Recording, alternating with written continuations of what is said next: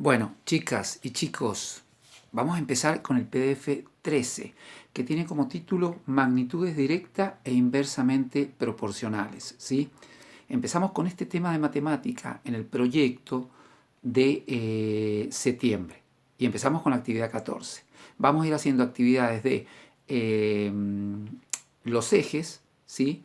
Y ciencias naturales y matemáticas, para ir llevando todo acompañado. La actividad 14 dice responde y la pregunta A dice ¿cómo pueden ser las relaciones entre dos o más magnitudes? ¿Sí? Recuerde que las magnitudes son conjuntos, ¿sí? Conjunto de obreros, conjunto de días, conjunto de autos, ¿sí? Todo lo que se puede representar en un conjunto.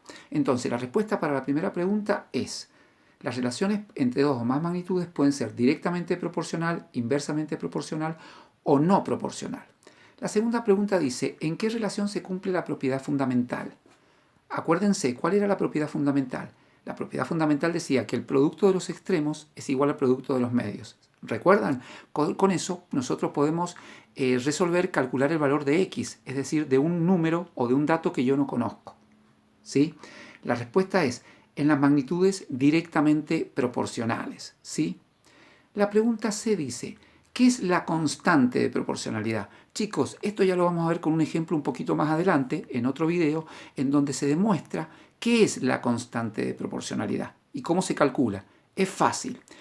La respuesta es el número que se obtiene al dividir cada número de la segunda magnitud por su correspondiente de la primera magnitud.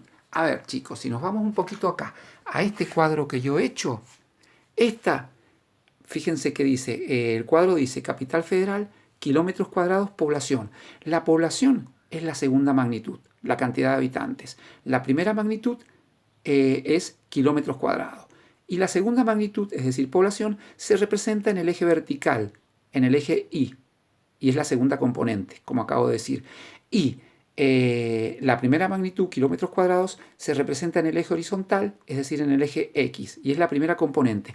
Eso lo vamos a ver un poquito más adelante, así que quédense tranquilos.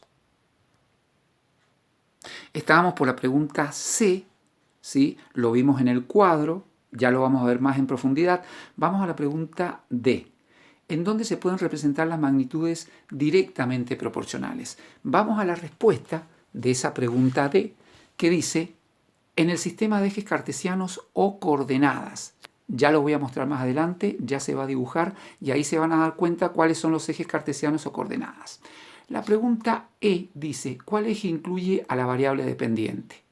Y ahí está lo que acabo de decir recién. El eje Y incluye la variable dependiente, es decir, el eje vertical. Eso ya lo vamos a ver, chicos. Quédense tranquilos. Vamos a ver el sistema de coordenadas o ejes cartesianos. Y ahí se van a dar cuál es el eje X, que es el eje horizontal y que corresponde a las primeras componentes, ¿sí? Y cuál es el eje Y, que se ubica en las segundas componentes. Acá termina el primer video, ¿ah? Que incluye las primeras 5 preguntas.